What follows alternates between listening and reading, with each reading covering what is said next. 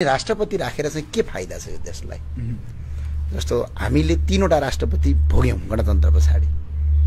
रामचन्द्र पौडेल अहिलेको महामहिम हुनुहुन्छ, विद्यादेवी भण्डारी पूर्व महामहिम हुनुहुन्छ, त्यस पछाडि अगाडि डाक्टर रामवरण यादव महामहिम र तीनजना राष्ट्रपति, झण्डै तीनजना उपराष्ट्रपति हामीले भोग्यौं।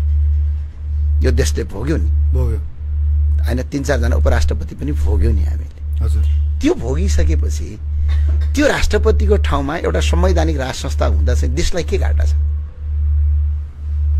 हामीलाई त राज संस्था चाहिएको जम्मा दुईटा कुराका लागि हो। एउटा राष्ट्रिय एकताका लागि हो, किनभने राजा भइदियो भने न रापरपाको हुन्छ, न कांग्रेसको हुन्छ, न माओवादीको, न एमालेको, न कुनै जात विशेषको हुन्छ। त्यो सबैको राष्ट्रिय एकता कायम हुन्छ।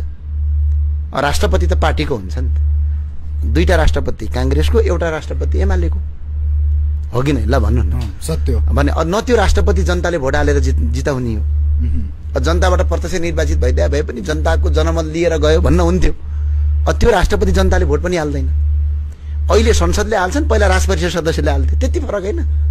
अनि भने तर त्यो राष्ट्रिय एकता कायम गरौँ भन्ने एउटा पाटो, र अर्को पाटो के हो भने संसारभरि नेपालको छवि के हो त?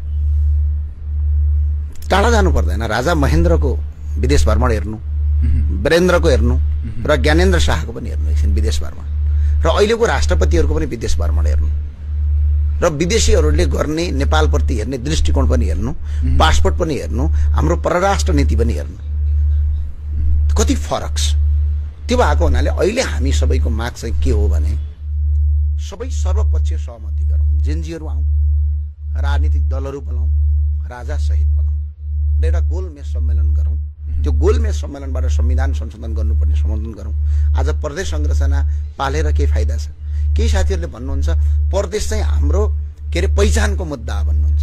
अब म कर्णाली प्रदेशको मान्छे, त्यो कर्णाली प्रदेश भएर पहिला महेन्द्र बहादुर मुख्यमन्त्री भए, त्यसपछि जीवन साई मुख्यमन्त्री भए, त्यसपछि राजकुमार शर्मा मुख्यमन्त्री भए, अहिले एमलाल कणेल मुख्यमन्त्री हुनुहुन्छ।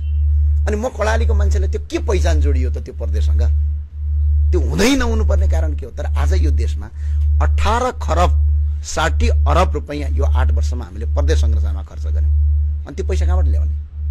आज 26 खर्ब हाम्रो वैदेशिक र सार्वजनिक ऋण छ। आज 298% सम्म हामीले कर तिर्छौं। तपाईलाई छक्क पर्नु होला, भारतमा 80 देखि 90 हजार पर्ने स्कुटर यहाँ हामी 3.5 लाख रुपैयाँ हाल्छौं। भारतमा 10 लाख पर्ने जो ट्याक्सी छ नि, अहिले ट्याक्सी जो हामी नेपालमा, त्यो 10 लाख रुपैयाँ नेपाली पर्छ। तर यहाँ 40 लाख हालेर ड्राइभरले किनिरहेछ। एउटै ट्याक्सी ड्राइभरले मात्रै राज्यलाई 25 देखि 30 लाख त कर मात्र तिर्छ। तर त्यो कर तिरे वापस सुविधा के? न शिक्षा, न रोजगार, न स्वास्थ्य। अनि जनतासँग चर्को कर असुल्ने, त्यो करको सदुपयोग चाहिँ प्रदेशमा लगेर खर्च गर्ने, अनि नेता पाल्ने। अनि त्यो प्रदेशमा पालेपछि विदेशीले सिकाइदिएछ यो देशमा। अनि हाम्रो पहिचान भन्ने के पहिचान जोडिएको छ? नेपाल आज नेपाल भयो। अनि नेपालको नाम अब चेन्ज गरेर नेपाल बनाउँदा पनि राम्रै हुन्छ। किनभने आज कति छौं त? ल भन्नुस् त।